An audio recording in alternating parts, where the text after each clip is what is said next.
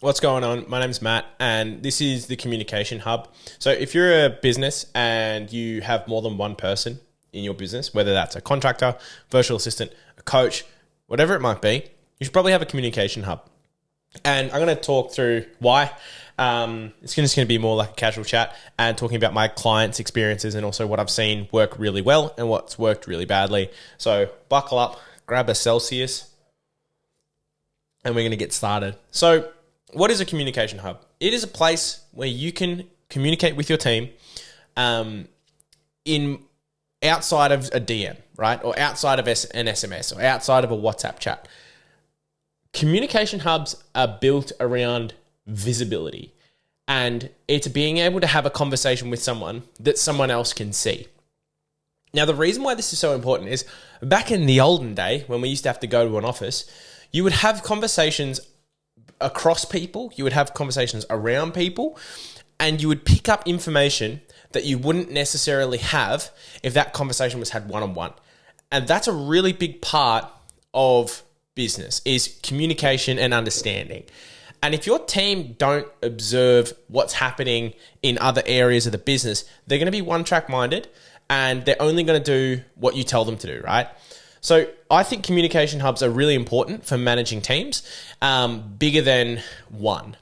So let's get into what one is and also what the features are and the benefits of them and why you should probably have one if you're looking at scaling your business.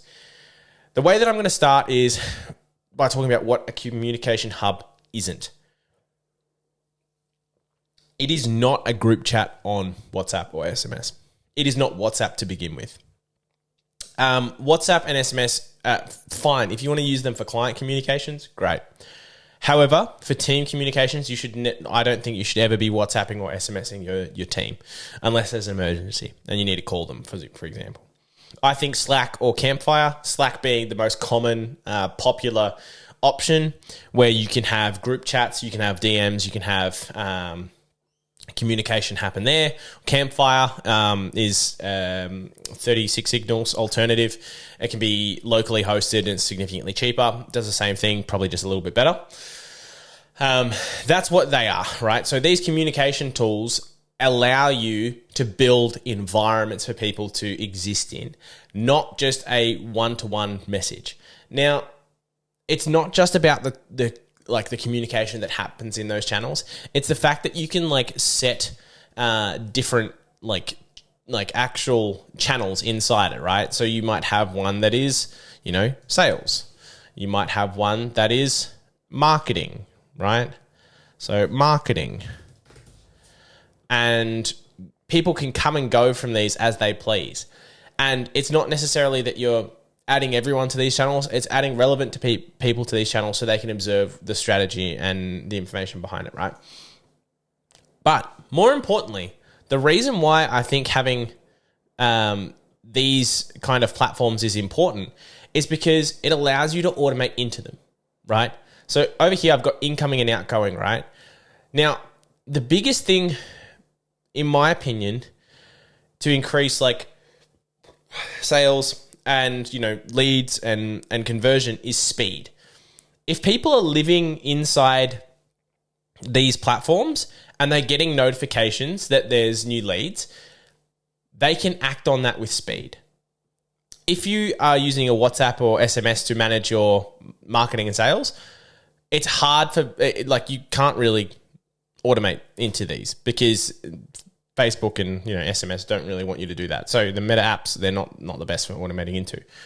However, getting a notification in Slack or Campfire saying that you've got a new lead, go and action that straight away and react to the emoji in the marketing channel, react with an emoji once you're done, allows people to move quicker. It also allows upper management to look down and be like, oh, okay, we saw Matt did this, Matt did that, Matt did this, and it leaves a paper trail. So that's one really big thing. And then outgoing, I don't actually know why I wrote that. Outgoing messages. Oh, it allows you to communicate with other businesses and agencies as well. If you're using Slack Connect, for example, it's good. It's fine. But more importantly, the team communication side of things. So I'm going to think about this for a second, and I'm not just going to start talking randomly, because I think it's important that I actually communicate what I'm trying to say and not just speak for the sake of speaking. So it is so important to not have conversations behind closed doors unless they're private things that you don't want to share with the team. You should be visibly present with your team, and they should not just be spoken to in a silo. Because if you want people to actually, respect the work that you're doing and feel like they're actually a part of something, open, honest communication needs to happen in public. Discipline should never happen in public. And only ever praise should happen in public. I think discipline is definitely in like a one-on-one conversation. That's why you can't not have DMs and messages, but it's definitely like team communication and team praise should always happen in public, especially if you're a virtual team. And I mentioned briefly automation. And I've got ask questions that you don't want to. One of the things that I see a lot of fitness businesses, what they fall into is they hire people and they don't speak to them because they're not used to being leaders and they're not used to spending time nurturing the performance of a team member. So what you can do is inside Slack, for example, inside here, you can set up an automation that will ask like a team member or a channel what they've worked on today, and you could do that like 3 or 4 times a day. So that way it takes away your need to feel like you need to be a helicopter parent, and it gets them accountable to what they've actually completed. So when I say ask questions you don't want to, it really is about just like sending those like traditionally like what feels like micromanaging messages in a way that's constructive and not feeling like someone's continuously watching you. That way you can monitor the person's workload, you can see if they're being overwhelmed, and you can see if they're not doing what they actually need to do. So I don't think I'm actually doing this justice. And to be fair, like the communication hub has some severe downfalls as well.